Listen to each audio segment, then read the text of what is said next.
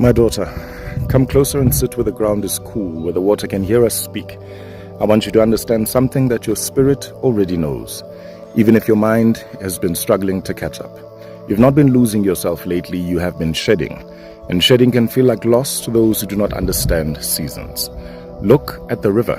No one stands at its edge and accuses it of being confused, because the water that passed yesterday is no longer there.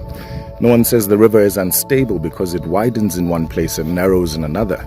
The river is allowed to change its shape because it's still committed to its direction. So are you. There is a reason why people are leaving your life.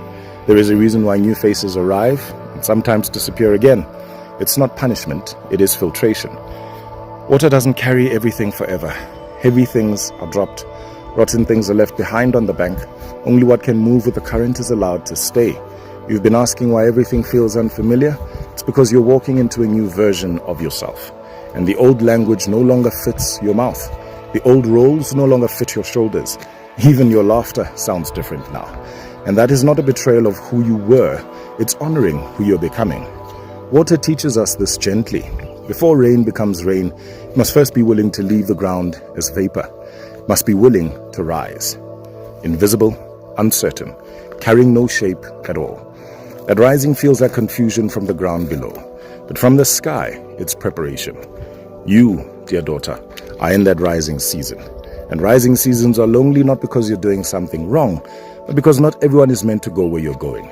Now listen to me carefully, please, because fear has been whispering in your ear. Fear is telling you to stay small so you're not judged. It's telling you to remain familiar so you're not questioned. Fear is telling you to dilute yourself so you are not rejected. But water never asks for permission to be deep. And when it tries to make itself shallow everywhere, it loses its power to cleanse, to nourish, to even carry life. People will talk. They will always talk. They talked when you were quiet. They talked when you were giving. They talked when you were hurting. And they will talk now that you're standing taller. The question is not what they will say.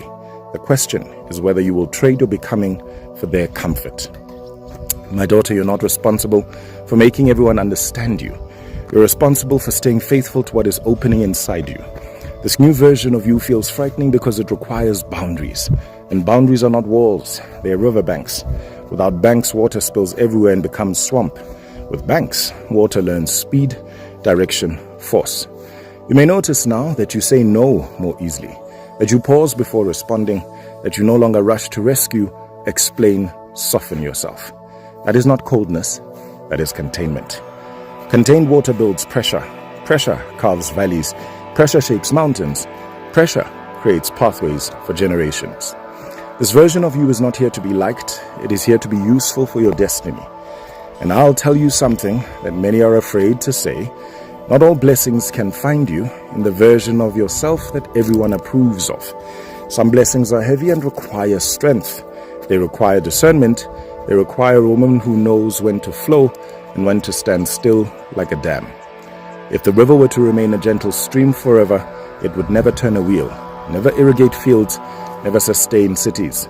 Power comes when water accepts its depth. You've been feeling the weight of responsibility growing in you.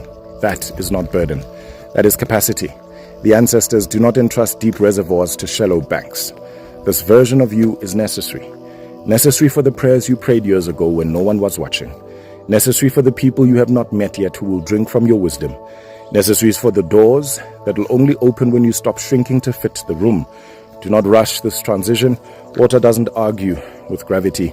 It moves when it's time. It waits when it is time. Trust that rhythm in yourself. When doubt comes, remember this. What feels like loss is often relocation. What feels like fear is often initiation. What feels like emptiness is often making space. Stand in your water, my daughter. Do not apologize for its depth. Do not apologize or explain its direction. Do not fear its power. Flow forward. The land ahead is waiting for you.